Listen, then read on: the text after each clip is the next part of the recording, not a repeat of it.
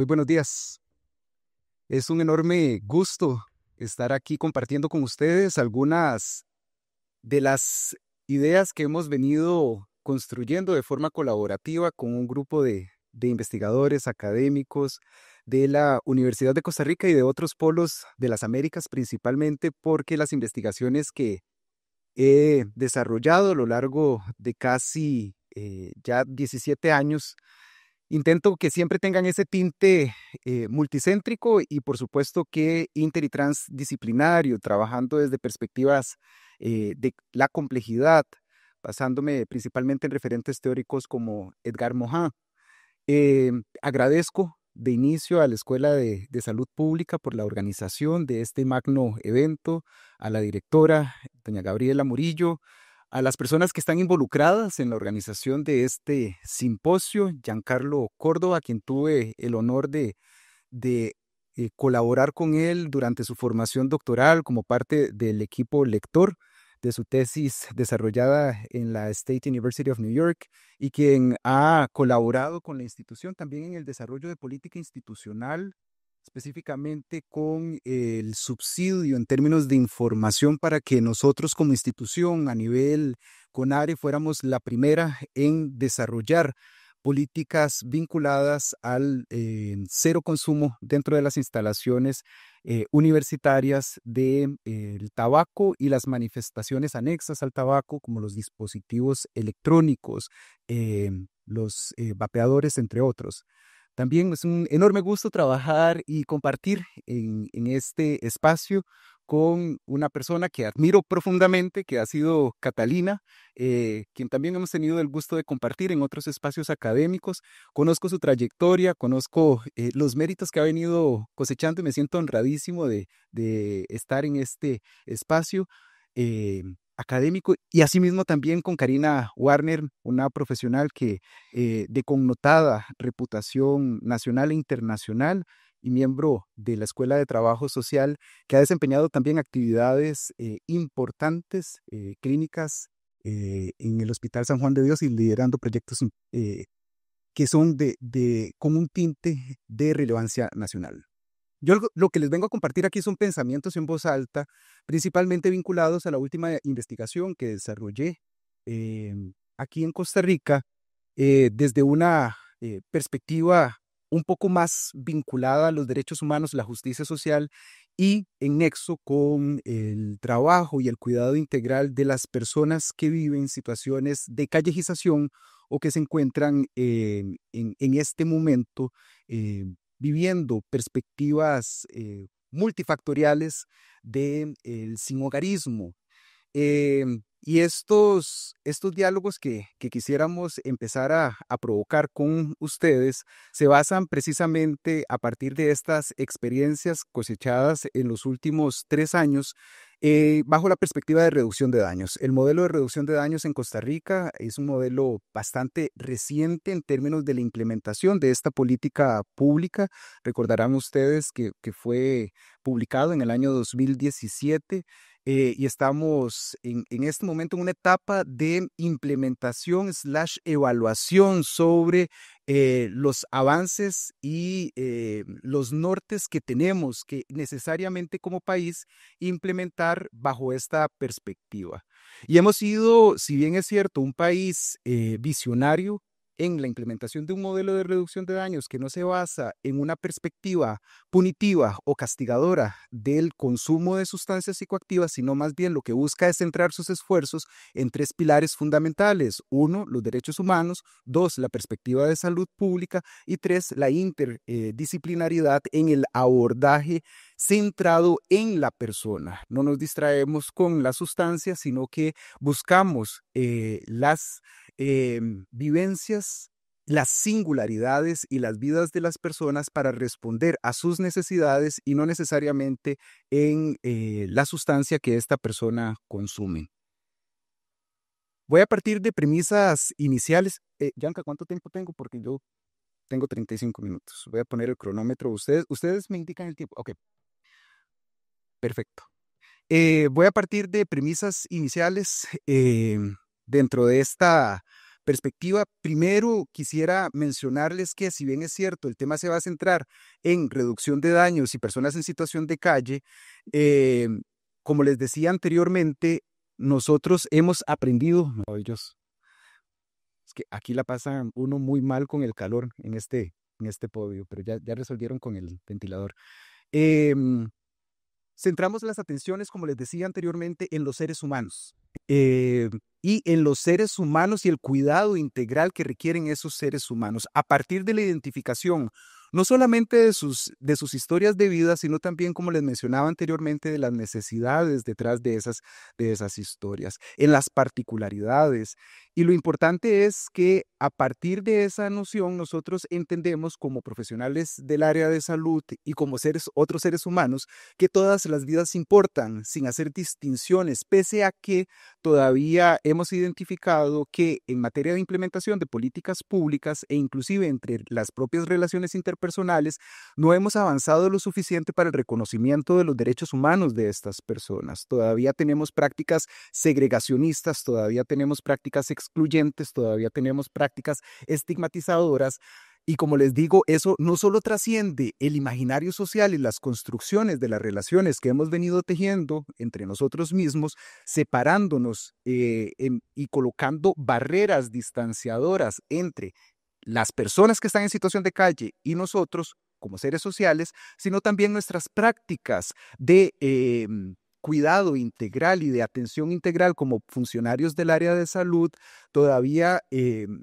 materializan estas violencias sistémicas, inclusive cuando llegan personas a requerir de una atención clínica, las puertas de los centros hospitalarios, las puertas de los EVAIS, las puertas de las áreas de salud, las puertas de las clínicas les son cerradas, o inclusive existen esas referencias y contrarreferencias echándose la culpa y la responsabilidad entre un sector y otro. Materia de experiencia, les comento que una vez estando en el IAFA, eh,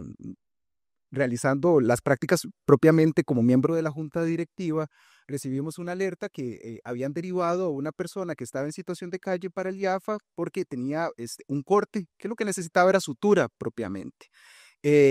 Probablemente la persona se había caído, probablemente también era producto de una violencia. El IAFA le dice que no lo puede atender, teniendo un equipo de médicos, de enfermeras y clínico ahí que está precisamente a disposición de toda la comunidad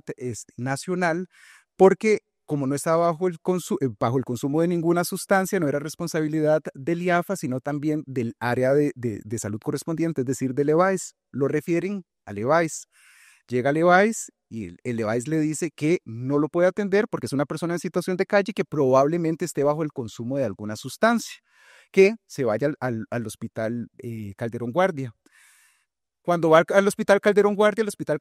le dice que no le corresponde al Calderón Guardia porque es una persona en situación de calle que probablemente esté bajo el consumo de sustancias psicoactivas y que quien lo tiene que atender es alguno de los dispositivos del IAFA, de las organizaciones no gubernamentales inclusive, que muchas de ellas ustedes saben que no tienen personas profesionales que puedan atender este tipo de situaciones clínicas y que no pueden hacer más que ponerle un apósito y que se fuera, ¿verdad? Ese ping-pong, como les digo a ustedes, todavía lo estamos viviendo en términos de referencia y de delegar las responsabilidades entre una institución y otra institución que forma parte, evidentemente, del sector de salud, porque no hemos llegado a alcanzar precisamente la comprensión de la primera premisa que les decía anteriormente, que todas las vidas importan y más allá de reconocer si era una persona en situación de calle o no, que si estaba bajo el consumo de sustancias psicoactivas o no, la persona necesitaba de una atención, que era precisamente una sutura, estaba sangrando, necesitaba que parara el sangrado. Eso después, la persona llegó y lo compartió con nosotros y evidentemente refleja lo que muchas otras personas pasan en el diario vivir. Y precisamente nos refleja lo que no hemos sido capaces de atender como sociedad costarricense, pese a tener un marco político bastante robusto que obliga precisamente a la sociedad a atender estas situaciones. Y es lo que pasa también en la realidad política con muchas otras reglamentos, leyes, políticas, planes, en donde la materialización de aquello que está escrito probablemente pase por otro filtro en la etapa ejecutoria. Es decir, en el discurso nosotros nos caracterizamos por tener narrativas muy elevadas, pero nuestras prácticas continúan siendo arcaicas y principalmente cuando se tratan de estas poblaciones. Segunda premisa que tenemos que tener en consideración cuando hablamos de personas en situación de calle es que las realidades son muy disímiles, son distintas, son plurales y el uno más uno aquí no siempre es igual a dos. Eso quiero decir que muchas veces, si bien es cierto, las políticas pueden tener un alcance general, muchas veces necesitamos que inclusive no solo las políticas, sino nuestras prácticas de atención, de cuidado, de consideración para con estas personas tengan que pasar por procesos de singularización y de comprensión de la vivencia que tiene aquella persona en aquel momento específico. Y eso inclusive, yo sé que aquí hay muchos profesionales del área de salud, nos convoca a nosotros a hacer esfuerzos de no generalización, inclusive de lo que nosotros estamos atendiendo y a la persona que tenemos al frente. La escucha tiene que ser una escucha activa que nos permita abrirnos a dimensionar cuál es la realidad que tiene esta persona, que tiene que ser necesariamente atendida de una forma muy direccionada que difiera también de la realidad que tiene una segunda persona. ¿Por qué? Porque evidentemente la callejización y el sinhogarismo, como lo mencioné al inicio, es multifactorial, es un proceso multidimensional, así como la propia salud. Es que son procesos, son fenómenos que convocan el concurso de muchísimas dimensiones que pasa por el filtro social, que pasa por el filtro político, que pasa por las circunstancias económicas, que pasa por los filtros morales, que pasa también por los filtros antropológicos, que pasa por los filtros culturales, y eso no lo podemos obviar. Y cada una de estas dimensiones son complejas, como les mencionaba anteriormente. Y esa complejidad va aumentando también cuando nosotros vamos profundizando en cada una de estas realidades. Y evidentemente, como les decía, al tener esta premisa muy clara de la multidimensionalidad y de la complejidad que engloba la callejización, también deberíamos de ser conscientes que la salud evidentemente es compleja, es multifactorial, es polisémica, pasa también por diferentes voces, pasa por diferentes entornos que tienen que ser comprendidos y cuando hablo también del entorno no solamente hago mención a un entorno o un contexto físico, que es importantísimo que lo tengamos claro, sino también de un contexto y un entorno temporal. Respondemos a realidades temporales muy diferentes. La pandemia, por ejemplo, aquí marcó una diferencia significativa en las realidades que vivían estas personas antes y después, inclusive de este evento que causó heridas profundas en la humanidad y que estas personas también no estuvieron excluidas de la realidad. Como les digo, yo he trabajado con personas en situación de calle desde el 2010, no solamente en Costa Rica, sino también en Brasil. Tuve la oportunidad de visitar lo que se llamaban las Cracolandias, que son estos lugares de consumo a cielo abierto en São Paulo, en Río de Janeiro, en Florianópolis, en Brasil. Y las vivencias que tenían estas personas, pese a tener contextos y realidades culturales, físicas e históricas muy diferentes, eh, convergían y tenían ciertos puntos de encuentro. Posterior a la pandemia, inclusive con las prácticas que adoptamos como sociedad y como tomadores de decisión política, las rupturas inclusive en estas singularidades se vieron aún más dimensionadas. Tenemos una realidad de personas en situación de calle que responde a factores muy diferentes que eran los factores condicionantes o que estaban asociados al problema de callejización en su momento prepandémico y al momento de ahora, en un momento pospandémico. Inclusive el discurso, recordarán ustedes, del quédate en casa, pasaba por un proceso estigmatizante tremendo para las personas en situación de calle. ¿A dónde se iban a quedar estas personas si la casa de ellos eran precisamente las calles? Nadie les explicaba qué era lo que estaba pasando, por qué las calles ahora se veían vacías. Cuando nosotros empezamos también a gestionar los procesos de vacunación con estas personas, ellos no sabían por qué se estaban vacunando. Solo sabían y entendían que las calles de un pronto a otro empezaron a tener menos afluencia, menos confluencia, menos participación de las personas, pero tampoco nadie les explicaba qué era lo que estaba pasando. Tenían los mismos miedos o probablemente mayores miedos que nosotros, que se alimentaban precisamente de un desconocimiento que nunca nadie abordó, porque al final, como les dije anteriormente, y ahora lo vamos a ver, estas vidas parece que tampoco son importantes ni para los tomadores de decisiones ni para los otros actores sociales. Después lo vamos a profundizar dentro de la propia presentación, pero quiero mencionarles que otra de las premisas que tenemos que tener en consideración cuando hablamos de personas en situación de calle es que no todas las personas que están en este espacio o que están bajo estas condiciones son personas que son consumidoras de sustancias psicoactivas. Y si bien es cierto, yo voy a centrar mucha de mi atención y mi presentación en el proceso de reducción de daños como una política pública, no solamente nacional, sino también que bebe de otros entornos políticos internacionales, no todas las personas que vamos a encontrar en la calle van a ser personas consumidoras o que tienen un consumo problemático, porque también tenemos que empezar a desmitificar el consumo de sustancias. Aquí probablemente todos seamos consumidores de sustancias en mayor o menor medida. Lo que pasa es que también hemos creado una falsa moral de clasificación de drogas, distinguiéndolas entre drogas pesadas y drogas más leves, drogas fuertes y drogas que tal vez sean más aceptadas socialmente. Pero repito, volviendo al tema, no todas las personas que vamos a encontrar en la calle van a ser personas que tengan o un abuso de las sustancias o un consumo problemático o siquiera que sean personas consumidoras de sustancias psicoactivas. Porque existen otros condicionantes y existen otros porqués y razones que justifican el que estas personas estén ahí. Después,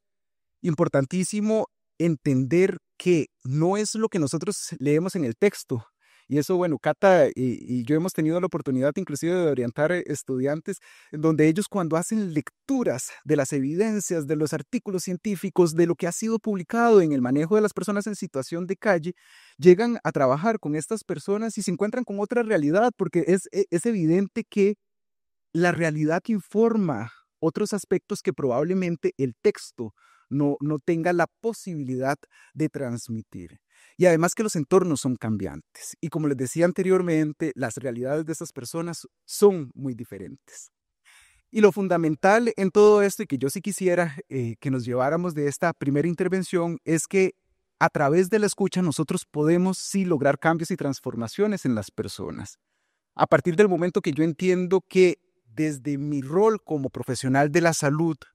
yo primero tengo que entenderme como ser humano trabajando con otros seres humanos y que mis prácticas logren precisamente materializar ese cuidado genuino hacia la realidad del otro a través de la comprensión y la escucha integral, ya estaríamos dando un paso significativo como miembros del sector y del sistema de salud. Y eso en la academia es trascendental, es decir, que las personas estudiantes en su proceso de formación también entiendan a pasar por patrones de comprensión del otro a través de una escucha real. Y esa escucha pasa por una mirada multidimensional, enfocada, desinteresada en más que colaborar y cuidar con el otro, en atender cuáles son las realidades y las necesidades que tienen estas personas y desde la perspectiva de promoción de la salud, identificar inclusive cuáles son los factores protectores con que cuenta esta población para potencializarlos y desde la perspectiva de prevención de las enfermedades o de reducción de daños, identificar cuáles son los riesgos a los cuales estas personas se están exponiendo y mitigarlos, sin centrarme en nada más que realmente la particularidad de este ser humano. Como les decía anteriormente, yo intento a lo largo de mis estudios hacer explicaciones para conmigo mismo. Yo intento cuando escribo explicarme a mí porque entiendo que a través de la explicación hacia mí podría probablemente explicar a otras personas cómo estoy viendo el mundo o cómo estoy interpretando la realidad que estoy investigando.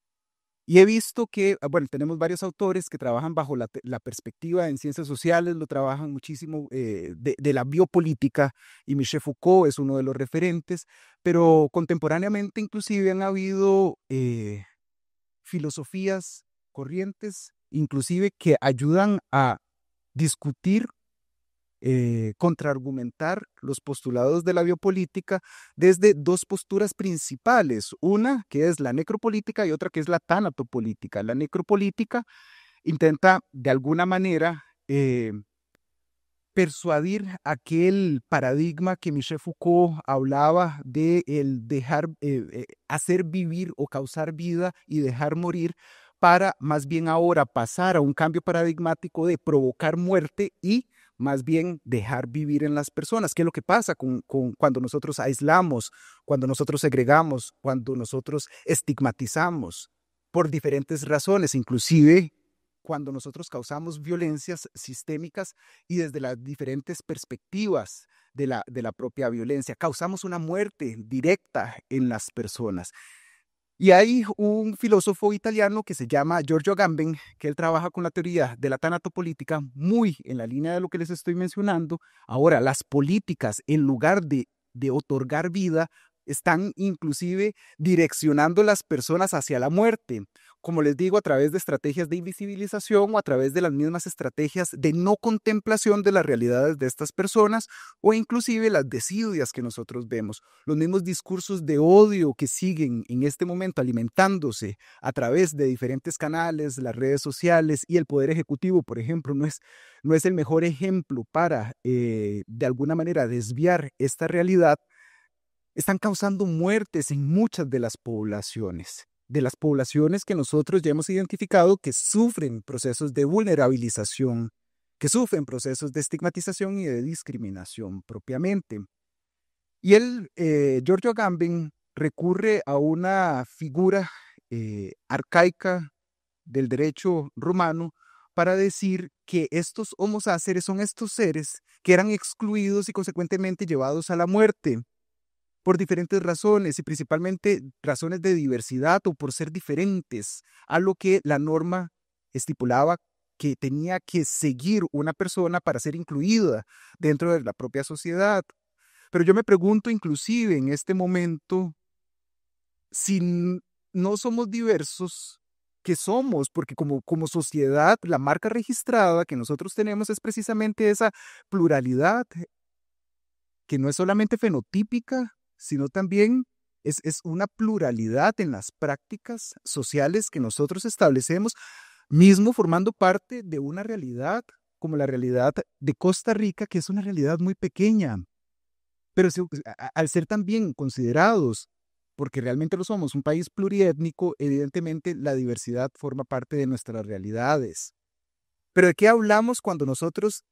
segregamos a personas que son diferentes? ¿Por qué los segregamos? ¿Por qué los excluimos? Si todos no somos diferentes. Y ahora, si bien es cierto, nosotros ya hemos identificado que existen los procesos de exclusión social, de injusticias, de discriminación, ¿qué estamos haciendo para romper o para quebrar esas propias realidades?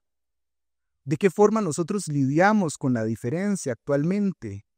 ¿Cómo nosotros nos acercamos a la diferencia, creando también nexos y vínculos? Hemos perdido también como sociedad, y yo creo que también la pandemia nos ayudó a, de alguna manera, a aislarnos mucho más. Y hemos perdido la oportunidad de construir relaciones interpersonales a través de la generación de vínculo entre nosotros mismos y con nuestros pares, inclusive aquí en la misma universidad, a través de las mismas estrategias de virtualización, eh, en donde el estar con ya pasa por otra realidad, que es esta realidad virtual, que es esta realidad a través de las pantallas. Y si eso lo vivimos como sociedad entre nosotros pares, ¿Cómo estamos construyendo el vínculo con la diferencia, con la disidencia y con estas otras personas que comparten características que probablemente sean distantes a las realidades que ustedes y yo vivimos? Y por último, cuando hablamos de disidencia, diferencia, exclusión e injusticia, ¿cómo nosotros como profesionales del área de salud estamos cuidando de las otras personas en materia de salud cuando hablamos de cuidado en salud? Si el cuidado tiene que pasar precisamente por la consideración de la globalidad de las realidades de las personas y consecuentemente de esa aproximación y generación del vínculo. Y yo creo que también aquí tenemos un reto nosotros cuando estamos hablando desde la perspectiva docente, en incentivar que nuestras personas estudiantes también generen vínculos con las otras personas y con las otras personas desde una postura de diversidad. Exploremos un poco la realidad. Yo les decía a ustedes que nosotros hemos avanzado como país definitivamente en la consideración de las realidades de las personas en situación de calle. Probablemente no hayamos avanzado lo suficiente porque, por ejemplo, yo recuerdo, y esta noticia siempre la coloco cuando hablo de avances o retrocesos. Esa salió en la revista dominical. Yo creo que todas las personas que están aquí en el simposio son costarricenses. Si no, les comento que esta revista dominical es un suplemento que es publicado en uno de los diarios de mayor circulación a nivel nacional, que es La Nación, y probablemente uno de los más leídos. El titular de este reportaje en esta revista dominical hacía mención precisamente a esto: limpiar la inmundicia a cielo abierto, haciendo referencia a las estrategias de higienización que son utilizadas por algunas organizaciones o dispositivos que atienden a personas en situación de calle. E inclusive si ustedes tienen la oportunidad después de descargar esta noticia, se darán cuenta que parte de los discursos iban en la línea de embellecer la ciudad a partir del momento que nosotros limpiamos, bañamos y aislamos a estas personas del casco central en este caso era San José, porque era a través de una de las organizaciones que actúa en San José. Todavía las ideas higienistas que parecen que deberían de haberse quedado en el siglo, oh, Dios mío, 5 minutos y no he pasado de la diapositiva, que tuvieron que haberse quedado en el siglo XV, no han llegado. Es decir, no hemos avanzado lo suficiente. Todavía tenemos mucho por hacer. Yo creo que en la discusión, en la plenaria, puedo profundizar en otros aspectos. No quiero correr. Pero también lo que hemos visto es precisamente personas que lo que buscan es esto, ¿verdad? Y a mí me gusta muchísimo siempre traer a Mafalda, que me parece que es una de las figuras más cuestionadoras de la realidad nacional desde los tiempos inmemorables. Y vean que lo que ella dice en esta caricatura no dista de lo que nosotros encontramos todavía en los discursos de las personas y en los discursos también de las muchas profesiones que abordan desde la perspectiva de salud la realidad de personas en situación de calle. ¿Para qué atenderlos? No me toca a mí. ¿Para qué ir a las calles a cuidar de las personas si basta más bien con aislarlos, darles comida? La idea todavía asistencialista que pasa en la atención de las personas en situación de calle está mediada por discursos de denle comida, denle ropa y ya con esto basta, que estamos cumpliendo con nuestro rol. Repito, lo importante es entender que desde la perspectiva de reducción de daños, nosotros tenemos que entender cuáles son, primero, los fenómenos que están relacionados con las personas que viven estos procesos de callejización, y segundo, centrarnos en esas realidades y necesidades verdaderas que tienen las personas, que para muchas y muchos de ellos pasa así por la alimentación, pero no necesariamente, que para muchas y muchos de ellos pasa por el baño, pero no para todos necesariamente, que para muchas y muchos pasa por un corte de pelo, por la dignificación inclusive a través de ropa, pero no para todos y para todas. Entender los proyectos de vida que tienen estas personas,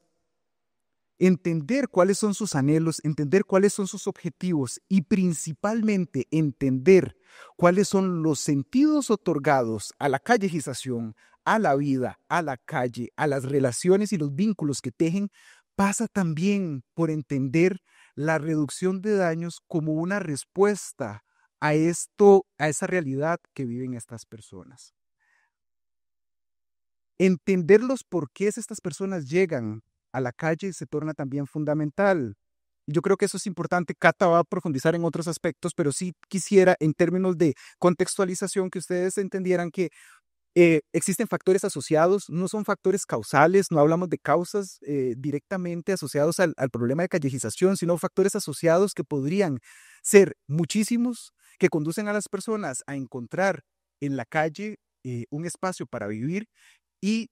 antes inclusive del año 2020 los teníamos muy bien identificados, como les dije anteriormente, en la política nacional de atención integral a las personas en situación de abandono y situación de calle, que nos decían que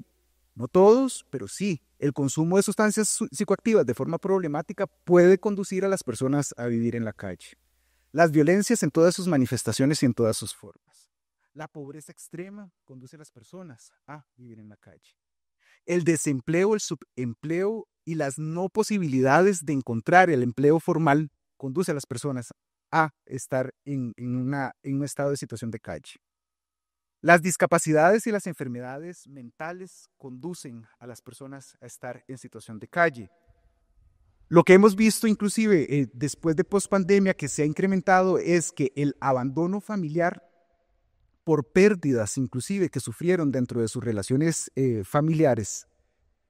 y violencias, que muchas de ellas son patrimoniales, conducen a las personas a